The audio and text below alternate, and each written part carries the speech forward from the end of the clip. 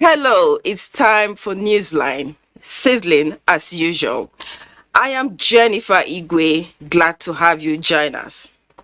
Team Nigeria's achievement in Birmingham has been described as the nation's best performance ever since the Commonwealth Games started in 1950. Our national anthem that was played after the record-breaking feat by Toby at the World Athletics Championship is still a trending celebration. For some, the wins were almost fairy tale in nature. But are the victories indication of our movement towards sports Eldorado? Our feature has answers. Then the killing of a hoteler in Oyo State is spine-chilling. After spending years abroad, he returned to Nigeria and invested in a business, even created opportunities for others. Yet his life was cut short by kidnappers. We have an update on that worrisome development, including implication of dangerous driving trends in Lagos and the link to plate numbers. We also have sights and sounds from cultural celebrations that have re-echoed over the years. But I have to stop now. First, the news segment, and Claire Adelabu Abdurazak in Abuja is on standby.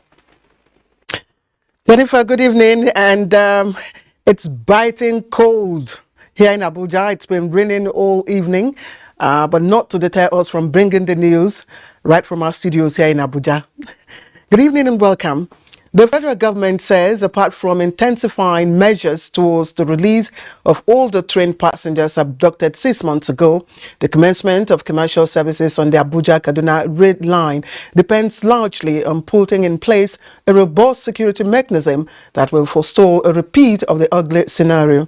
This was by the Minister of Transportation, Moasu Jaji Sambo, while giving an update on the commencement of freight services on the standard gauge of the Lagos-Ibadan Red Line in Lagos. Michael Olale reports. Many wins in the rail subsector are almost undermined by security challenges, but the zeal to overcome this problem is ever strong. Apart from exploring options to return to the beautiful old days of the rail transportation, resolving all hindrance to commence freight services on the standard gauge of the Lagos-Ibadan Rail Line is important to the minister.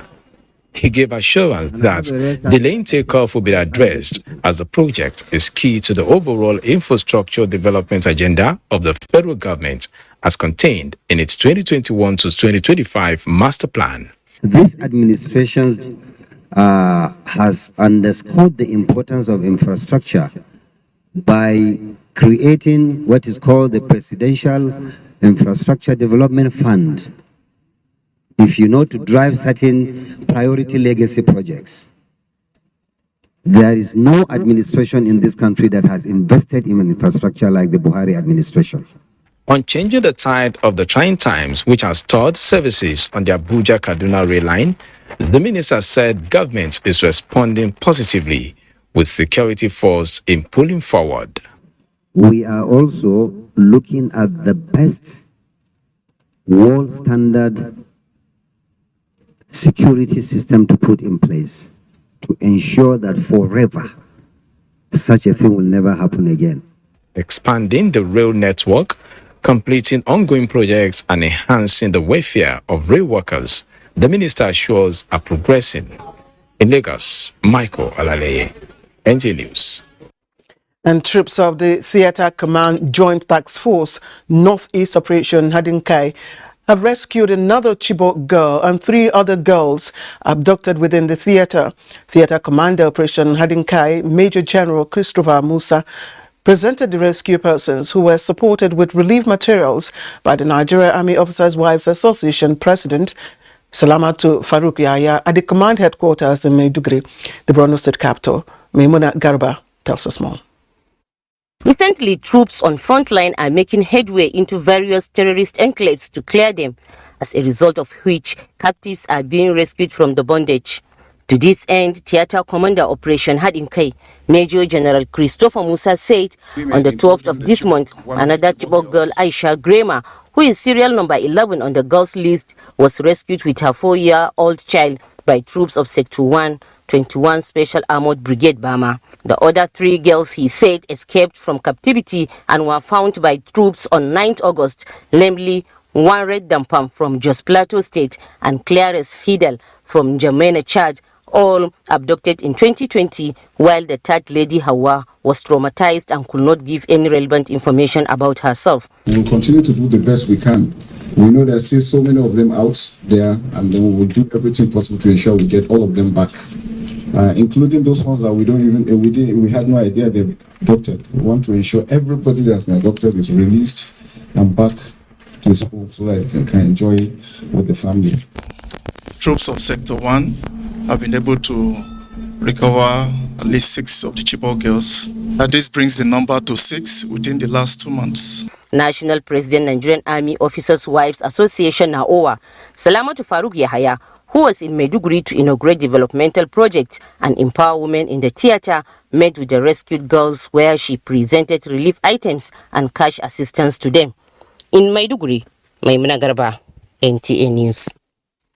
An effort of inter-agency collaboration among security organizations in Yobe State is becoming more visible with the handing over of a herd of cattle recovered from suspected rustlers to the rightful owners by the state government. Yunusa Suleiman reports.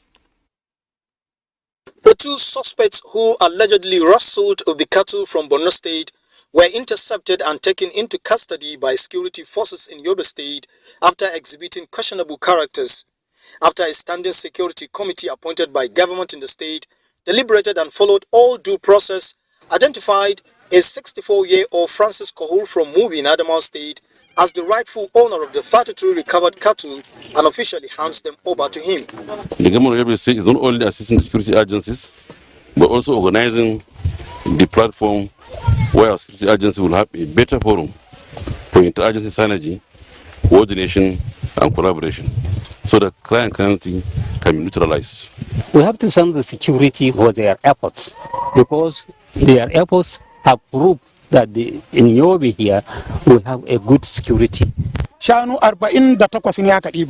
Reacting to the development, Francis Kohul says the cattle from Mubi moved to Borno State for grazing before they were stolen, hence commended Yobe State government and security forces for their efforts at ensuring that cattle rustlers are denied freedom of movement in the state. These suspects, according to authorities in the state, will be charged to court for prosecution. In Damaturu, Yunusa Suleiman, NTA News. In other stories, the Inspector General of Police, Usman Alkali Baba, has ordered the deployment of watertight security to cover all schools, health facilities and critical national infrastructure around the country. A statement by the Force Public Relations Officer, Olumuyiwa Dejobi, says the IGP gave the directive while reviewing the general security situation of the nation via reports from commands and formations across the country. The IGP further tasked strategic police managers at various levels to prioritize the use of intelligence gathering networks, particularly traditional and local intelligence, to locate criminal hideouts and flush them out before they strike. A Nigerian Air Force aircraft has struck a terrorist gathering at Kurebe in Shiroro local government area of Niger State after intelligence reveals that the terrorists had assembled for an important meeting hosted by Boko Haram terrorist commander Aminu Donea. Sources revealed that the airstrikes conducted weekend resulted in the death of many terrorists, though it still remains unclear if Aminu Donea was also neutralized in the strike. The strike at Kurebe comes barely hours after coordinated joint air and ground operations neutralized several terrorist operating around Damba Galbi axis in Chikun local government area of Kaduna State, with Nigerian army troops laying siege around the location, while NAF aircraft carried out the airstrikes. In Lagos, the state government says it will continue to leverage the vast experience of the United States of America to ensure and enhance good governance, safe and conducive business environment, plus foreign investments. Governor Babajide Sanwo-Olu gave the assurance while receiving the new United States Consul General Will Stevens at the State House in Marina, Lagos. Musa Toliat tells us more. Talks between Lagos State Governor Babajide Sanwo-Olu and the U.S. Consul General Will Stevens border largely on collaborative efforts to stem the tide of insecurity in Lagos and by extension the entire country, especially as Nigerians count down to 2023 general elections. It's really about our people. It's really about ensuring that we can use our opportunity, to better the lives of our citizens, our businesses, in both jurisdictions and both countries. We will, I'm sure, over the period, deepen the relationship further and build, visible, clear visions for our citizens. There were also discussions on strengthening trade relations and partnership in education, entertainment, cultural engagement, and other initiatives capable of attracting more investors to critical sectors of the economy. We're focused on three primary sectors. First and foremost here in Lagos State, as the Consul General, trade and investment, promoting bilateral trade and investment, helping Nigerian companies export to the U.S., U.S. companies export here, U.S. companies invest here, and Nigerian companies investing in the U.S., which raises all of our prosperity and helps us to improve relations, because those kind of economic relations are really the foundation of any partnership. Consul General Will Stevens is the senior U.S. government representative in Nigeria responsible for leading and overseeing government activities that will enhance trade and investment relations across 17 southern states in the country. In Lagos, Musa Toliat, NTA News. And the United Nations Development Programme UNDP has commended Nigeria's efforts at promoting climate resilience, agriculture and enhancing food security. For details, let's join Musa Aliu. For almost half of a decade, the United Nations Development Fund and the government of Nigeria have been supporting rural farmers to mitigate the impact of climate change on their agricultural activities. The 5-year project implemented in 7 states of Adamawa, Gombe, Nasarawa, Benue, Jigawa, Kano and Katsina State. Under the project, farmers, mostly women, were exposed to farming techniques, water management, marketing and value addition. Also introduced dry season farming in some riverine communities in Benue, where they don't used to engage in dry season farming, but the project introduced them to it. So when there is no rain, they are also farming vegetables and other staple crops. More than 90,000 direct jobs and 800,000 indirect jobs have been created through various income-generating activities to boost the beneficiaries' livelihood. And this project is more on adaptation. It helped our smallholder farmers in those respective states that the project was implemented to increase their capacity for them to be able to cope with the issue of climate change very well. UNDP Deputy Resident Coordinator Lillian Dinku said the project had laid the foundations for climate change response in the country through the development of national food security policy and institutional structures. As the project ends, the Federal Ministry of Agriculture appreciated the support and dedication of all development partners and state project teams as they collaborate with local communities to take action against land degradation and provide long-term solutions to food security in Nigeria. Musa Aliyu, NTA News. The Emir of Kano, Aminu Ado Bayero, has described the establishment of Mariam Abacha American University, Nigeria, as a giant stride towards the development of tertiary education in the country. The Emir said this when he inspected the permanent site of the university at Uturu GRA in Kano. Abdullahi Mustafa reports.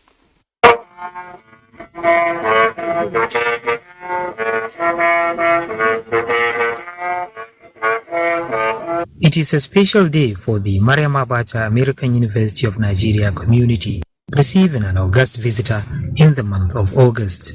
The 15th Kano Emir Amina Ado Bayero is on a familiarization visit to the institution, which, though new, is making significant contribution to the educational development of Kano State.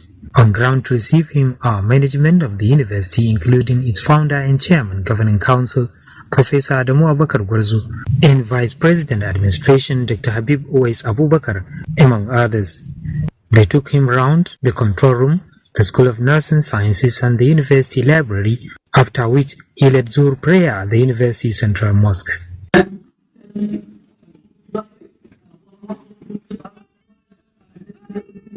The Emir expressed appreciation over the landmark development brought to Kano by Professor Adamu Abubakar Gwarzo, describing it as a masterpiece. 2 days later, President Mariam Abacha American University of Nigeria Kano, Professor Muhammad Israr, led management staff on a thank you visit to the Emir for his familiarization visit and royal blessings. He extended the gratitude of the founder and chairman Governing Council, Professor Adamu Abubakar Gwarzo, for what he described the singular honor done to the Mariam Abacha American University of Nigeria Kano. The Emir, who spoke through the Makaman Kano Abdullah Sarki Ibrahim, thanked the management for the thank you visit and assured of the Emirates' support towards the development of the institution. In Kano, Abdullah Mustafa, NTA News. And Kogi State, the World Bank and NG Cares are currently in a partnership which will provide integrated support to 330 farmers within Kogi West Senatorial Zone. The initiative has been flagged off with the distribution of farm inputs to beneficiaries. Francis Udojo reports. The decision by the World Bank in collaboration with NG Cares to support states of the Federation is necessitated by the effect of COVID-19. Agricultural aids to farmers include fertilizers, cassava, and other inputs that can improve livelihood. In Kogi State, the program has now been flagged off in the Western Senatorial District in addition to the Eastern and Central Districts through the Fadamatu project. The state coordinator, NG Cares, Sani Mohammed, performed the ceremony on behalf of the state governor, Yahya Bello. The state government decided to key into the NG Care program to provide these resources so that you can improve your yields, you can add value to what you have produced. 330 farmers cutting across Yagba West and East, Mupamuru, as well as Kababunu, benefited from the initiative. There is no money to maintain our farm, but right now I know it will be easier for us to maintain it now. The one I've been planting did not give me so much fruit, but I believe as they explained this one to us, it will yield. If you plant it, it will grow. Because it is hardy, it can resist drought. It has a yield of 30 tons. We have experimented with it for the past 5 years. Kogi State government, however, expects a multiplier effect on the investments in a short period of farming. Francis Sudojo, NTA News. And torrential rains that lasted for 2 days have left havoc in some communities in Kano, leaving many people dead and some displaced. And while Salisu reports from one of the communities hard hit by the disaster in Ajingi local government area. This is Aliu, a 4-year-old survivor of a collapsed building in Ajingi town. His father, Malam Aminu, said on his return from farm, he met a crowd struggling to rescue the boy who was trapped inside one of the collapsed rooms in his house. I never expected the boy to survive the incident. Many residents of Ajingi, Torenki, and other neighboring communities have been affected by the prolonged rainstorms that destroyed more than 200 houses and property worth millions of naira. The incident thrown a lot of people into difficulties. I have no means of rebuilding the house. The downpour that lasted more than 2 days resulted in the death of a 4-year-old girl in this community and 3 other siblings in similar incidents in Tarai town of Kivia local government, while more than 500 people have been displaced. Executive Secretary State Emergency Management Agency Salah Ali Ujili said the state government has distributed relief items to the victims of the unfortunate disaster. In Kano, Awal Salisu, NTA News. And 442 parcels of crystal methamphetamine have been intercepted at the Sako shed of the Murtala Mohammed International Airport, Ikeja, in Lagos. The 11.90 kg consignment, concealed in dried fish, was set for Dubai, United Arab Emirates, before it was intercepted by NDLEA operatives with 1.45 kg of cannabis seized within that period. Now, 2 suspects were arrested in connection with the seizures. Meanwhile, 7 suspects have been arrested in Enugu, Kaduna, Kano, Lagos and Abia states for their alleged trafficking of psychoactive substances and other illicit drugs. Now, culture and tradition redefined and in grand style at the just concluded 2022 Osun Osogbo Festival, as one of the leading African alcoholic drinks, Origin, held what is described as Origin Festival. Now, the musical entertainment was on the sidelines of activities to commemorate the 2022 Osun Osogbo Festival, and Femi Afariugun has the sights and sound coming out from that festival. For Newsline. Yoruba culture and tradition, which remain the people's heritage, vividly showcased at the 2022 edition of Osun Osogbo Festival. Committed to the trust of showcasing Nigeria's finest cultural heritage, Nigeria's #1 herbal drink, Origin, gave devotees, tourists and youths the feel of original Yoruba culture at a nice show of activities. This event is so much fun. Thank you to Origin and every other person who is supporting and making sure that this continues. We are celebrating the Osun Osogbo Festival.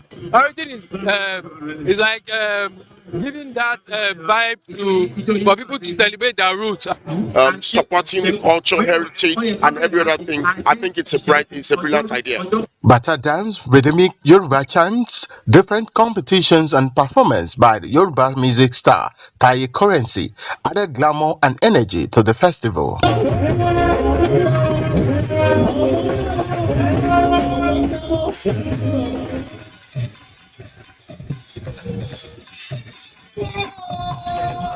Prior to the festival, a number of youths were empowered with 4 million naira grant by Origin. The brand is committed to supporting Nigerian communities while promoting originality. Our personality encapsulates, connection to culture, connection to tradition, giving back to our own people. And for us, it's to ensure that these young people actually are proud of who they are. Different brands of Origin, from classic Origin bitters to Origin Tiger Nut and Ginger, Origin as well as Aba Gin and Origin Zero were served to fun seekers. The ecstatic atmosphere no doubt left partakers of the night eager for next year's Osun Osogbo Festival.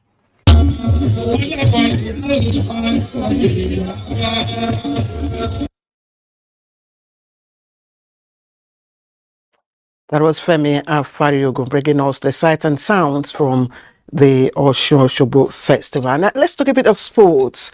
And Nigeria's Falconets scheduled to take on their South Korean counterparts in their second Group C encounter, as a win will see Nigeria progress to the quarterfinals stage of the FIFA Under-20 Women's World Cup. Now, for more on this, let's join our correspondent Cynthia Ogun.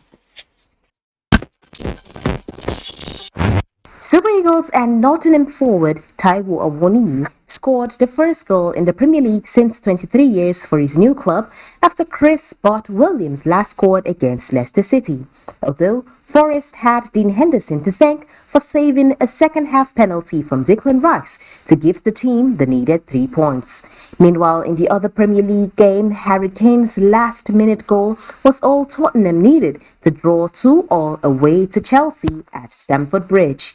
Away from football, sensational gymnast Stephanie Onusuruka and 8 other gymnasts competing at the ongoing International Clubs Championship in South Africa have won 5 gold, 1 silver and 1 bronze for Team Nigeria at the event. The 9 gymnasts who left Nigeria for the championship, which started Saturday, are looking to improve their skills on the use of modern gymnastics equipment. And finally, to tennis, British number 2 Dan Evans has lost out in the semi-finals of the Canadian Open in Montreal after being beaten by Pablo Carreño Busta. Although Evans became the first player to take a set off the Spaniard in the tournament, he lost 7-5, 6-7, 6-2 in a match that lasted for almost 3 hours. Carreño Busta, who is ranked 23rd in the world, will play Poland's Hubert Hurkacz in his first ATP Masters final.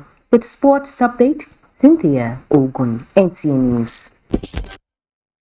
President Muhammad Buhari sends his condolences to the family of Tijani Ibrahim Kiyawa, a former member of the House of Representatives and official candidate of the All Progressives Congress APC for Southwest Senatorial District in Jigawa State for 2023 elections. In a message to the family, the government and people of Jigawa, President Buhari described the deceased as a kind and insightful politician who placed the interests of the people he represented above his own.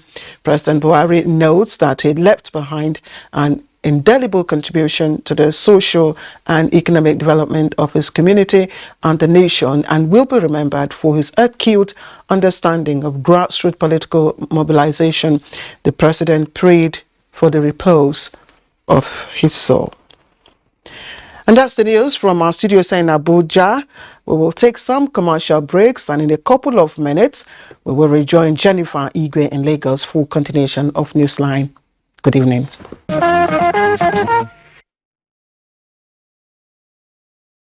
Welcome back. Usually, the leg 3 runner in a relay race is considered the slowest, but in actual fact, it is the most difficult and demanding. The fate of the team depends on whether the third leg runner can successfully maneuver the curve and hand the baton to the ankle.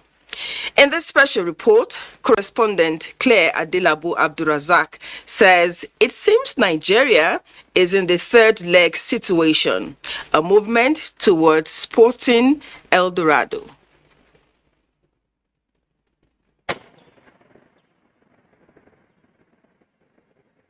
In hindsight, I can confidently tell you that to win medals in sports does not come by mere trying. It takes a lot of real hard work, dedication, and of course, very rigorous routine training, which begins from here on the track. From football to athletics, Nigerian athletes have represented the country well in both continental and international competitions. Interestingly, the male athletes have always dominated the stage, outshining their female counterparts. Innocent Ebunike shattered his own record with a time of 31.97 seconds in the 400 meters men in 1986. In 1997, the Ezinwa brothers, Francis Obiekwalo and Olakbade Adenikon, returned a time of 37.94 seconds in the 4x100 meters men to win a medal in the Athens Greece. Francis Obiekwalo, Davison Ezinwa, Deji Aliyu and Innocent Asonze also gave Nigeria a podium mention at Seville in Spain in 1999. Only a handful of female athletes, including the likes of Mary Onyali, Endurance Ojokolo, Chioma Ajunwa, and most recently Blessing Okagbare, kept the pace at international competitions. Impressively, this year, Nigerian female athletes dominated the headlines. At the World Athletics Championship in Oregon, United States, Nigerian women set new records. Toby Amusan and Essie Ebrume setting the pace, winning gold and silver medals. We broke the 1950 jinx, all-time record shattered, ever for all the period that we've been attending the Commonwealth Games, and 5 records broken along the way. All 12 gold medals were won by the female athletes in an unprecedented outing. Women are really trying. They are really performing. And we give God the glory. I won't separate the female from the male team. Let's put them together and judge them. Yes. This is the finest. This is the finest outing we've had in the Commonwealth competition. Toby Amusu opened up everywhere for us. But while the women increased the tally with silver and bronze medals, the men trudged on. Of Mary Onyale, Chioma Ajonwa, Yusuf Ali, and so on and so forth. So we just felt if those days could be recalled by making sure that we cross all the I's and dot the T's. These men train themselves. And you know there will be limitations. They have limitations, and so they cannot advance further. The male athletes managed to scale the various heats. Some of them began to show exhaustion midway into the 50-meter mark in the semis. This time around, we've had most of our young female athletes who are hugely talented, who are experienced, who are fresh and young, competing in some of these key areas. And that's why you've seen them really excel much more than the men. That's not to say that the men are not also good. They're good. Don't forget. And back home, Nigerians cheered the athletes on, urging them to be resilient. Some even observed the ladies' rectus abdominis muscle, that's the very visible six-pack muscular segments, indicating fitness. Going to the Commonwealth game, I was full of confidence. I look around, I said, I am the only female that going to the Commonwealth game with Olympic silver medalist. And I know that I'm going to have some tough matches in the Commonwealth. But my aim was to win the gold because everybody in the weights, I am capable to bring them down. But due to the injury, I can't win the second fight. But I believe that in Olympics 2024, we are going to meet again. Whatever the reasons for the poor performance of our male athletes may be, it will be uncharitable not to leverage the lessons that Birmingham Games bring. We're going to talk, we're going to make powerful pitches on behalf of our athletes to corporate Nigeria, to state governors, etc., so that this funding can go on. It was designed to roll over for the next 2 years. And that's exactly what we need, so that we can achieve the podium performance that we desire as a country when we get to France 2024.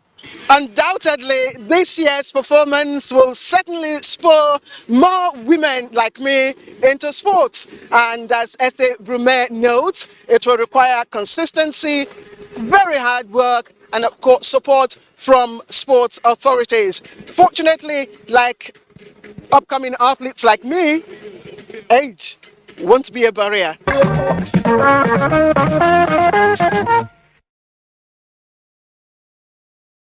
It won't be a barrier indeed, and I can't wait for Claire to start. Very interesting. And you know, people like Mary Onyale, Falilat Ogunkoya, Innocent Egbunike did great things when they were very young. Today, we still have vibrant youths who are ready to take the baton to higher levels. We need to explore this, and we need to be tactical about it. Now, it is common for people to seek success in their various endeavors through prayers. However, when the phrase, the end justifies the means, becomes a blanket cover for achieving one's objectives, the question that comes to mind is, what moral right applies to praying for evil to a God of good? Rosemary Bilial walks this tightrope in this report to find out if God answers all prayers for the good and the bad. Normal for one to pray to his or her God every morning, irrespective of religious belief. Somebody can offend you rightly by action or inaction. You know what the person is supposed to do, but he didn't do. But what informs it or at the prayer point, especially when it comes to livelihood or success in vocations or profession? Do you pray for people's misfortune in order for you to gain or prosper? No, I don't pray that now. Because normally car is a machine. Definitely must spoil. I pray for people to come for my workshop, but I don't pray for their attire to bust or get any other fault. Talk about medical practitioners who take care of human life. Do they pray for people to be sick in order for them to earn a living? I pray for God to give me the grace and the ability to take care of people when they fall sick. I don't, and I have never ever prayed for people to come to the hospital. Let's hear from a legal practitioner. Do they also pray for conflicts so that people can run to them? Not that I pray for it, but it's inevitable. It happens. I always pray that God gives me the courage to speak up when I should speak up, when I should hold my peace. The policeman who saddled with the responsibility of protecting lives and property, what are his wishes? But we don't pray a crisis to happen. But we know some offense will be committed by some people. But we always pray not to get so many crime in a society. Other service providers are the mechanics and vulcanizers. What are their wishes concerning people's vehicles? I'm just praying for my own work where I'm getting. Just God bring work to me. I can serve my family well. I would like to pray to God that my customer car will spoil, then they will locate me. So you are part of people that pray for car to spoil so that they will come? Without car no spoil, I want to shop. Not forgetting footballers, among others, who also prayed on the same field for success, but at the end of the day, only one winner emerged. The Bible says we should pray that give us this day our daily bread. We'll make a request generally, not with the mindset that patient people be sick so that doctor can have money. But God knows how to meet every need. And what you pray or wish others shall one day, sooner or later, come back to you. Meaning, we must wish people well. What about armed robbers and prostitutes? Does God answer them? Ladies have more to say. For example, if somebody comes to me and confesses that he is an armed robber and that he wants to succeed, by God who made me, I will not offer that prayer. Prayers are answered by His will, not by the method, not by the approach. You may pray in your heart, God answers, right? You may shout and scream, God answers. One lucrative but not too attractive business is casket building. Casket is solely for funeral activities. We know that death is inevitable. It's sure. Even though if I'm not here, other people must do it. People that build mortuary, they build it, they know, say, yes, somebody must die. They are not praying for people to die, but they know that somebody must die, and they will bring them there. So I am not praying for people to die at all. God is good, and He never changes. His thoughts concerning man is of good and not of evil.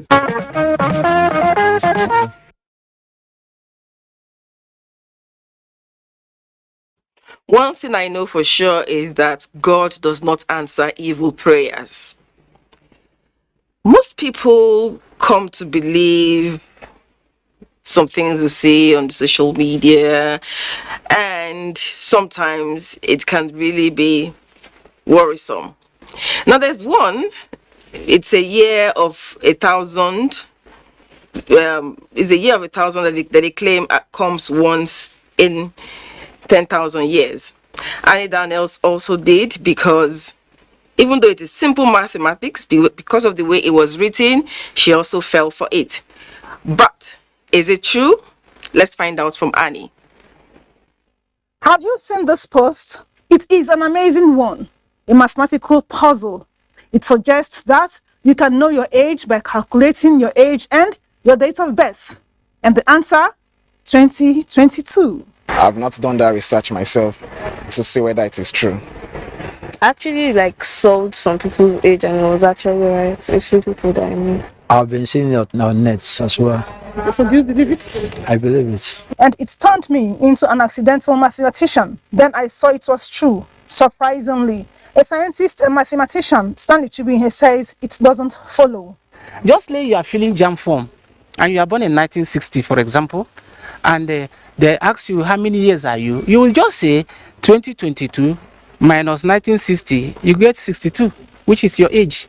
That is just what is happening, no other thing. It's a simple mathematics. You can see where I've done it. 2020 minus 1960, you get 62 years. This post has not only gone viral, but has also been believed that this date has been waiting for 1,000 years to reappear. But I'll prove it to you now that it doesn't happen once in 1,000 years. It happens every year. I've shown you that by next year it will be 2023. And the minus 160, minus 1960, when Nigeria was born, you are going to get 63 years. So it is not that it happened once in 1,000 years, because this is just a simple rearrangement. The only thing that changes is just your age. Stanley blames the wide acceptance of this post to lack of research and phobia for mathematics. Albert Einstein, who is regarded as one of the greatest scientists the world has ever produced, if you do research, you found that at the age of 9, go and check what I'm telling you online. At the age of 9, Albert Einstein could not speak fluently and was not doing well in the class. That his teacher in Germany even told him that Einstein, you will never become something reasonable in life. Go and check it on Google. You'll see what I'm telling you. But with dexterity and resilience, Albert Einstein improved on his studies and he became the greatest scientist, or one of the greatest scientists the world has ever produced. Now you have known it is not true. What will be your next step? Did I forget to ask the source of this post? It's actually simple maths. And we have a lot on the social media, so be careful what you read and don't get carried away. To a dangerous trend in Lagos. Can you imagine cruising in an exotic car and all of a sudden the vehicle is snatched? Did I hear you say God forbid? Okay, that's the usual prayer. What about when the vehicle can't be recovered because of the part you played in the act? You're wondering what act? Let's hear from Annie Daniels, whose experience I'm sure you will learn from. It has been a very hectic and busy day for officers of the Lagos State Police Command and sister agencies who are determined to ensure that motorists no longer abuse the use of spy number plates. Yes, it was indeed a busy day, especially because the security personnel were faced with greater challenge of motorists driving without complete vehicle number plates. I'm not the owner of the vehicle, I'm a driver. And I cannot dictate what he will do. In 30 minutes of our stay here at the Lekki toll gate, about 15 exotic cars were found guilty of the offense. If they want to put it, they will put it with a screw. Also, this screw can punch the radiator. My friend have this kind of vehicle, have put his own at the front of it and they later lost it because it fall off. So you now have to go and carve it to in a rubber plate. So I now notice I don't have that kind of information. I say, okay, let me be carrying it in my car. Anywhere I'm going, it's inside my vehicle. This car dealer says he is exempted because the law permits him to drive without number plates. Lagos State Police Public Relations Officer Benjamin Hundeyin and Sector Commander, Federal Road Safety Corps, Lagos, Segun Ogungbemide, clears the air on this. From the moment you buy your vehicle till the moment you register, there is a 3-month grace period. So if you fall within that category, of course you won't be arrested, except you fall beyond. If you are out of that grace period, then of course you would be arrested.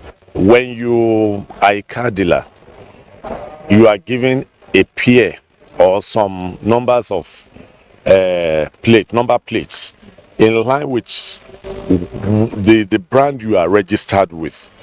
And the implication is that we know you could have so many cars in your shop, and it has not also stopped you from making sure that your car has a pair attached to the vehicle at the same time.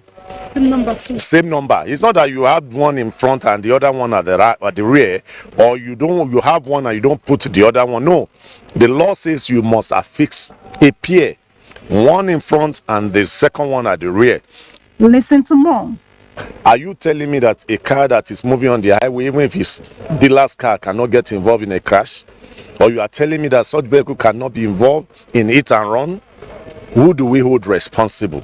Because when that such vehicle gets involved in a crash, the number, when we check through our data, will give us details of whoever that must have registered it on that car dealership. And what is the punishment for driving without complete number plates? For Federal Road Safety Corps, we call it number plate violation, and the penalty is 3,000 naira. These respondents say 3,000 naira as a fine for driving without complete number plates is laughable and wish a stronger punishment will be employed because the motorist might turn out to be a hit-and-run car owner. Yes, they are right. Or Jennifer, don't you agree with me? And I agree with you. That's really a mega sum, really laughable. So, or your state where a killing I talked about earlier on needs to be looked into, very worrisome. After spending years overseas and with fortune smiling on him, he returned to his country home to invest in a business and provide job opportunities for some Nigerians. What could have been a success story actually became Ore for Olugbenga Owolabi, an Ogbomoso-based hoteler in Oyo State. What went wrong and why the sad turn in the beautiful story? Adebola Agbaje will fill us in on the sad ending to the story. Olugbenga Owolabi, a US-based businessman, reacted positively to the call by the federal government, appealing to those in diaspora to return home and help build the Nigeria of everybody's dream. And so, in December 2021, he built a hotel in Ogbomoso, his country home, and since then, the business was progressing unhindered until Friday, July 29, 2022, when Owolabi was kidnapped alongside his part-time staff, Rachel Okpadile, a 500 level student of Ladoke Akintola University of Technology at Abba area of the ancient town. The adopters had earlier reached out to the family and a son was allegedly raised and paid, but the kidnappers did not spare the life of Owolabi, Okpadile, and the motorcyclist, while the person who carried the money to them narrowly escaped death. Some businessmen might want to have a rethink, but according to the local government, state government, and the federal government, kidnappings, insecurity as a whole comes to an end in Ogbomoso. Since the incident, Owolabi's hotel is under lock and key, while residents of Ogbomoso staged a peaceful protest to condemn in strong terms cases of kidnapping in the area. This banditry and terrorism that is in our country, Nigeria, and is terrorizing all domains and territories. We want to appeal to anybody that are party to listen to repent or to change, because nemesis will soon catch up with them. It's a great thing within the time. We need to notify the people. The bereaved mother of Okpadile, Grace Okpadile, who is yet to come to terms with the sudden death of her beloved daughter, called on government at all levels to initiate ways to end kidnapping in Nigeria.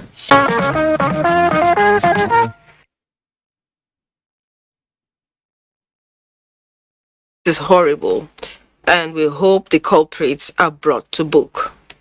We'll take a break. Newsline will continue shortly.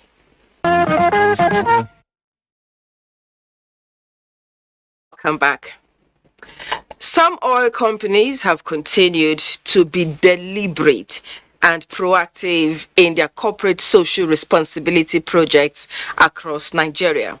I'm talking about Total Energies EP Nigeria Limited, NNPC Limited, and Prime Sinok and Sepetro. This is in their quest to mitigate gaps in education, healthcare, provision of safe drinking water, women and youth empowerment, and other amenities. The initiatives are all in line with various United Nations Sustainable Development Goals. The latest in their efforts is the inauguration of 14 projects across the 6 geopolitical zones of the country. Lydia Sampson has more to tell us. Globally, the financial empowerment of women has been identified as the key to unlocking poverty and wealth creation. Little wonder the inauguration of Women Development and Skills Acquisition Center in Chattanooga local government area in Niger State by Total Energies, NNPC and partners attracted accolades from 2 state governors. Most on behalf of the government and the entire people of Niger State, thank NNPC and Total Energy and all other partners for this wonderful edifice. I know that this is something that would not just benefit our women, it will benefit the entire community. For the women of the state, it is the dawn of a new era. These resonate with all of the corporate social responsibility projects of the partners, which ranges from educational institutions, specialist health centers, and solar-powered social amenities. These projects include fully furnished and equipped state-of-the-art secondary school structures, information dissemination, communications technology, and ICT, with mini theater centers, skills acquisition and development centers for women and youth, mammography centers, maternal and child referral centers, classroom blocks, and solar-powered water projects and treatment plants. In all the communities where the projects are located, the joy is palpable. I'm really thankful, grateful to those that have made this very possible. It is a landmark development. With the mammography center being here, we can do more detections, and we believe that very soon we'll be having them, catching them early and taking care of them. Today is a happy day for me, for Imo lives, for people of our community. And for the first time in my career, I met a young girl of 23 years suffering with an advanced breast cancer. For Total Energies, NMPC and partners, it is not just enough to operate in the country without giving back positively to impact the lives of the people in Nigerian communities. Cutting across Abia, Imo, Anambra, Cross Rivers, Delta, Benue, Niger, Ondo, Borno, Gombe, and Kaduna states. In 2016, Total Energies commenced a robust plan to deploy CSR infrastructure developments across the country. And this resulted in a strategy to deliver 84 infrastructure projects. The inauguration of the Science Laboratory project at the Federal Government Girls College, Boko, Benue State, is the last but not the least in batch 4 projects of Total Energies EMP Nigeria Limited and partners. Those who will be entrusted with the running, the management of this edifice, to do their best to make sure that proper impact of this particular project is felt. Total Energies makes CSR a priority in the host communities and host country.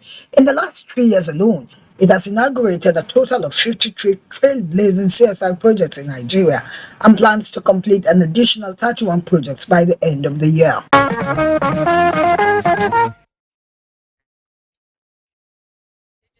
Good initiative. Now, thousands of worshippers and devotees from across the world, including residents, converged on Osun Sacred Grove for the grand finale of this year's Osun Oshogbo Festival at the weekend, where sacrifices were offered to the goddess of Osun River by traditional priests. It is one of the major festivals in Nigeria which has over the years gained international recognition. Segun Lawole brings us the rich cultural heritage of Osun State displayed at the 2 weeks celebration.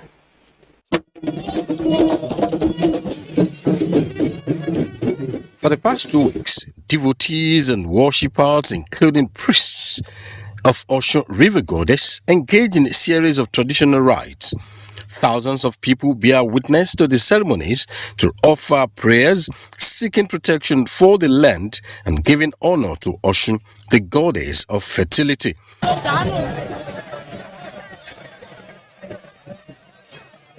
The festival, which has become a major tourist attraction beyond the shores of Nigeria, is held in the Osun Sacred Grove, which today has become a World Heritage Site by UNESCO. The Osun Oshogbo Festival is very valuable because when we worship Osun, we in the diaspora have been lost, but now we have rediscovered our culture.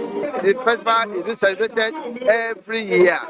People come all over the world, not only from Nigeria, all over the world. It's a long time activity. By celebrating this festival, we are trying to promote the culture of the people of Oshogbo, and by that we are also promoting the culture of Nigeria. Any of the votive maid who bears the annual sacrifice to the grove to appease the river goddess begins from the Atauja's palace in admiration of the rich cultural heritage by the people of Osun and hundreds of tourists. The faithful, as usual, take from the water for divine solution to their problems.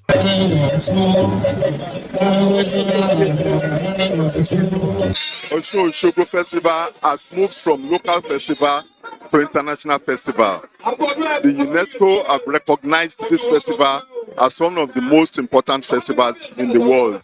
The Atauja of Osogbo, His Royal Highness Oba Jimoh Olanipekun, received his chiefs, families, social groups, and devotees for royal blessings while paying homage to the monarch.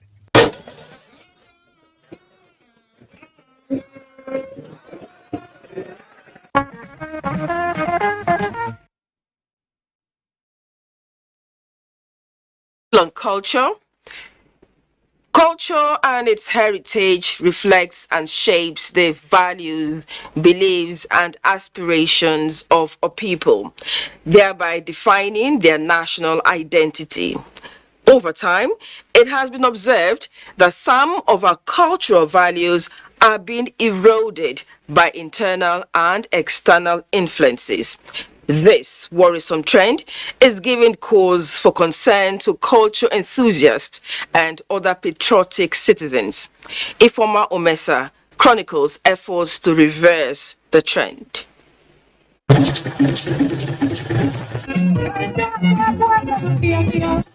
Nigerian culture plays an important role in the lives of the people and the society as a whole. Culture helps to direct, control, and remind the people of their roots and beliefs, and in turn organize the human existence. It is basically what makes a person human. One of the highlights of the annual May 27 celebration is to draw attention to the welfare and protection of children.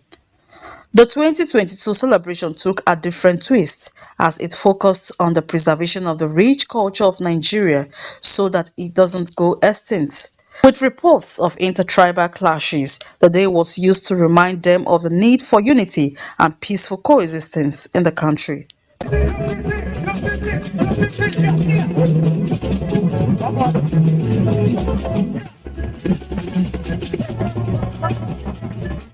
Babu sani babu sabo wanda ke shirin fatar ki zai gani.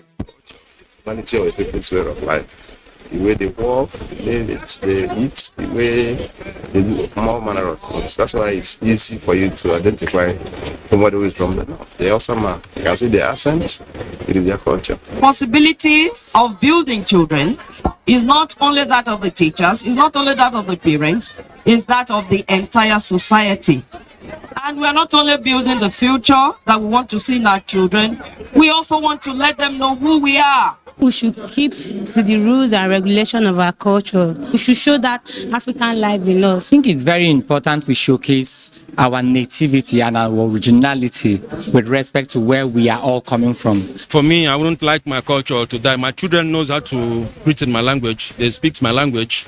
You know, it is left for those who feel that culture is not valued. You know, like in my place, there's one festival called Egwoba. You know, we don't play with it. Even people who are in diaspora, they used to come, you know, so that their children will know where they are coming from. Understand our culture of every individual. The issue of segregation will not just be there. Because it's because of lack of understanding our culture that we are all the same from one soul, Adam and Eve. Have children imbibe the culture of the African man. We have a very rich African culture. And so we are discovering that people are gradually losing it. So we want to take children back to the culture. Culture has become an invaluable tool for development. It is because it has remained a source of transmission of cultural ideas and norms of the society from one generation to the other. You can see the mood of the children. They're all properly dressed in Calabari culture. So we want to support what NTA is doing. Children right now are not really aware of our culture, so it helps promote the culture. For these young ones, culture is consequential as it determines their development and historical knowledge. To present my culture. In a delicate time like this, it is pertinent to ensure that against all odds, citizens remain united.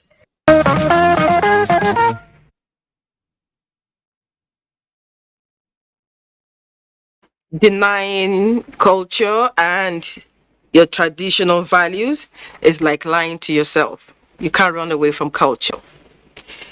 The death of Nollywood actor Ada Ame has thrown Nigerians, especially movie enthusiasts, into mourning as they express shock and grief. The actress was known for her role as Emu in Africa magic drama The Johnsons. She died at the Nigerian National Petroleum Corporation NNPC hospital in Warri, Delta State. Tessie Coker reports that her fans are still trying to come to terms with her death. Mile. Mile, wetin be this? Correct one. Now what you want is to do? Go to our site now. You ain't a life of person. By the time you use this alright plantain, take arrange this goat meat. You gonna enjoy yourself. Ada Ame was a Nigerian actress whose career spanned over 2 decades in the Nigerian movie industry. A period she excited Nigerians with her acting skills, featuring in both comedy as a thing in the award-winning family sitcom, The Johnsons, and from her role as Anita in the 1996 movie Domitila. Ame displayed her dexterity as an actress in her ability to fit into many roles assigned to her by the producers. In the Johnsons series, she starred alongside notable Nollywood icons such as Charles Inoje, Chinedu Ikedieze, among others. What is going on here? They practice as I go take go show them for that good luck their village. May they know say their in-law will be small person. Then what are you? Officer Moa, hold him. Okay. The news of her passing was very shocking to many, especially the Nollywood family. We've lost a lot, and concerning Ada's case, it's still very fresh in our heart, very painful, sorrowful. We will forever miss that genuine artist, a wonderful interpreter of scripts. So she's someone I admired so much, and I was hoping to work with her as a Nollywood producer and actress. I've been longing to work with that lady. Nollywood as a whole has lost a rare game. Ame revealed her battle with depression, which began following the death of her only child. Yeah, I have an issue right now, and it's taking my life. And I go die. We'll get over it. Also having lost other close family to cold hands of death. To some of her fans, how will the Johnsons family be without Ame? For them, Nigeria has lost another talented personality. What is entertainment about is giving people joy, giving people happiness. That she did in all the parts she played, in all the appearances she made. She gave joy to homes, gave joy to individuals.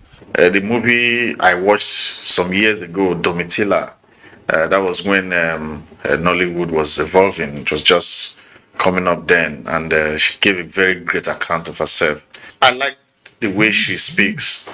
She's speaking in pure English. She speaks very well. If it is pidgin, of course, you have to see that worried touch of a pidgin in her. And she was a great entertainer, and she lifted the image of Delta State. It might interest you to know that Ada Ame hails from Idoma in Benue State, but was raised in Delta State. Little wonder she has a typical Warri accent, which she used to tickle the fancy of her fans. She will be remembered for the joy and laughter she brought to many homes.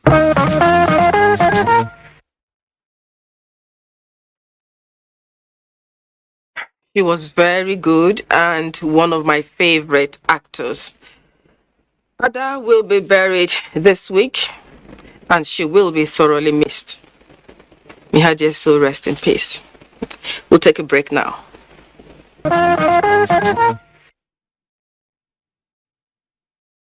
Welcome back. Ever heard of the Kanuri people? Their marriage tradition is such that captures the eyes of many. In fact, for some, it's hearsay that most Kanuri parents receive gold coin as dowry before a union is sealed. Well, Najatu Tijani will tell us the story of Shehu Musa Yaradua's son of late President Umaru Musa Yaradua, who traveled down to Maiduguri for his longtime heartthrob, Yasin. Here comes the bride, all dressed in white, her groom filled with delight. Let's take a moment to look behind the scene at an event every parent looks forward to. The happy union of this couple, Shehu, son of late President Umar Musa Yaradua, and Yasin Nur, daughter of Honorable Muhammad Nur Sharif, representing Bama, Ngala, and Kalabalgi Federal Constituency in the House of Representatives, begins with the customary nikah. Top politicians, traditional rulers, captains of industry, and members of the diplomatic community are also witnesses to this union of the son of the late president, who was much loved by the people. Loyalty, even in death, as is evidenced in the attendance, not only at the mosque, but also during the grand wedding reception hosted by the mother of the groom, Ture Yaradua. In another display of loyalty, as well as reward for hard work and good leadership, a planning committee for the wedding, headed by the former secretary to the government of the Federation, Alhaji Ayale Ahmed, came together to prepare for the wedding fatia in Maiduguri and the dinner in Abuja. Even though we are here to celebrate, it is also a solemn occasion that we remember the father of the groom, Madam Umaru Musa Yaradua. Though the father of the groom is not around to witness the occasion, family and friends step in with nuggets of wisdom for a fruitful union. It's very unique, very, very important. There is no secret to a happy married life other than become each other's best friends and best confidants. Their union will be an eternal and pleasant one, memory in their life. I would therefore wish to advise Shehu and his lovely bride that they have to learn to live, to love. I wish them a very successful marriage. But more importantly, it's also a day for us as well-wishers to lead the young couple in praying to the Almighty Allah to guide their every conduct in future. 29-year-old Shehu is a graduate of economics, while Yasin is a 22-year-old graduate with a bachelor's degree in hospitality management. Happy married life, Auntie Yasin and Uncle Umaru. We wish you long life. May Allah bless your marriage.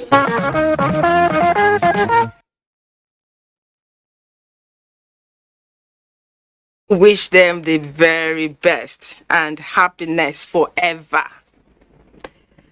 Now to burial. Living up to 8 decades in this generation, when many odds are against humanity, can only be achieved by God's grace. Hence, it was a celebration of life as relations and friends gathered at Ihim community, autonomous community in Isialambano local government area of Imo State to pay their last respect to a woman who not only made it to 86, but left indelible marks as a rare gem in the minds of many. The event was the funeral service of late Ezine Dorothy Chinkata Anyanile at the Church of Pentecost Anglican Communion, Isiama, Isialambano. Loretta Arinze Egwem reports that amongst those she left behind is Chioma Juliet Anyanile, Assistant Director News, NTA Makurdi Network Center.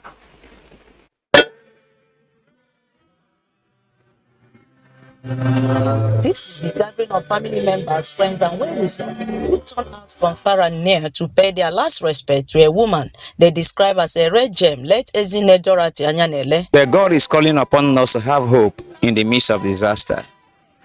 And to have hope in the midst of disaster, we need to return to God in repentance of our sin. And we need to remain in God, living a life of righteousness.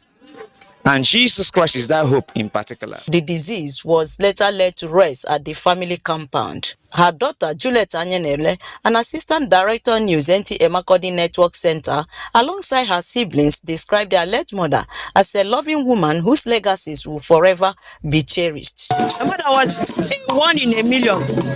She was so kind, so generous. She cared for all of us, her children, and even extended family. A very peaceful woman, just a loving woman that loved children. My grandmother was a great woman. I really miss those days when she took care of me when I was small. For those she has left behind, especially her children, they all had the duty of carrying on her legacies and to continue to be her ambassadors. I pray God to condole them, to comfort them in a special way. The family will continue to go from strength to strength. Even though she's gone today, but she definitely left an indelible mark. She lived a good, godly life.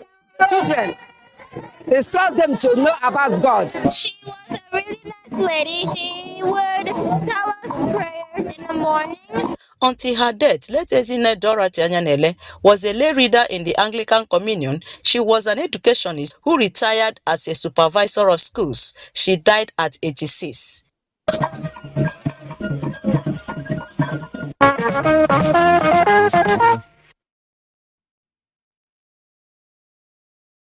May her dear soul rest in peace. Amen. It was an endless session of positive testimonies as sympathizers across the country converged on Otukpo, Benue State to pay their last respect to late Mama Josephine Ifeyiwa Bongos Ikwe, who passed on to glory at the age of 73. Catholic Bishop of Otukpo Diocese, Most Reverend Michael Apochi, who officiated the funeral mass at the St. Mary's Catholic Church, Otukpo, admonished Christians not to be discouraged, but to see death as a window to eternal glory. Moses Ajawu Ode reports that the deceased was the wife of the music legend Bongos Ikwe. The funeral rites of late Mama Josephine Bongos Ikwe began with a service of songs in Abuja with notable Nigerians, including the former Senate President, David Mark, in attendance. The good Lord will give you and all your children the fortitude to bear this loss, the courage to accept it, and the wisdom to continue to praise God.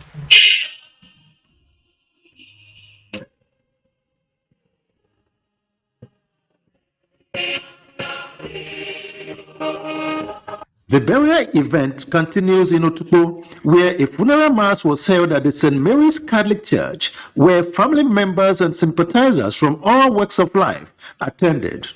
God enabled her to help us realize many things. And as we are here this morning, we are simply saying to the Lord, here is your daughter, the one you sent for our community to bear witness to Christ, your son. At a special reception, the husband, Bongos Ikwe, and daughter, KK Bongos Ikwe, expressed gratitude to friends and the church. In one sentence, my wife is a Jew. I pray to God that those of you who have experience and love will be able to know how to love people, whether or not they've offended you. You know, it's only the grace of God that will continue keeping us to have that kind of strength, because it takes strength to love. Joe, you may have passed on, but we will remain and live on and on and on and on in our hearts until we meet the path home. I am honest to God going to miss her because of who she is. I grew up and I knew myself as a human being with her. and she did everything for me. This your loss is our loss. And we will do everything possible to give you the necessary support that will enable you to develop the fortitude to bear this very quantum irreparable loss. Let me ask you all, my brothers and sisters, to have consideration in the life of service to humanity and all other virtues that this woman represented. This is my story and my song. The author of life is my God. Mama Josephine Ifeanyi Bongos Ikwe was born in 1949 to the royal family of Iseleoku in Delta State, married and had 5 children with her Benue-born musical legend, Bongos Ikwe. Her remains have since been committed to Mother Earth in an exclusive ceremony in her husband's family compound in Otukpo.